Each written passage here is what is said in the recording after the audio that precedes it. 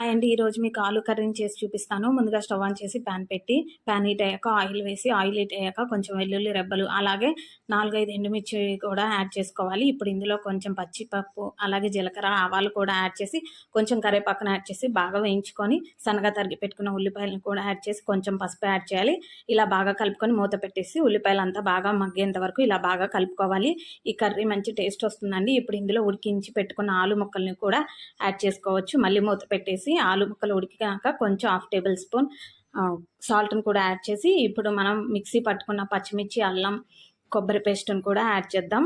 ఇలా యాడ్ చేయడం వల్ల ఈ కర్రీ మంచి టేస్ట్ వస్తుంది. అంతేనండి, ఎంతో టేస్టీగా ఉండే ఆలు కర్రీ రెడీ అయిపోయింది. ఇది మీరు డెఫినెట్గా ఇంట్లో ట్రై చేసి ఎలా వచ్చిందో నా కామెంట్ సెక్షన్లో కామెంట్ చేయండి. ఈ వీడియో కనుక నచ్చినట్టయితే ప్లీజ్ లైక్ చేయండి, షేర్ చేయండి, కామెంట్ చేయండి అండ్ సబ్స్క్రైబ్ చేయండి అండ్ పక్కనే ఉన్న బెల్ ఐకాన్ని ప్రెస్ చేయండి. Thanks for watching my video.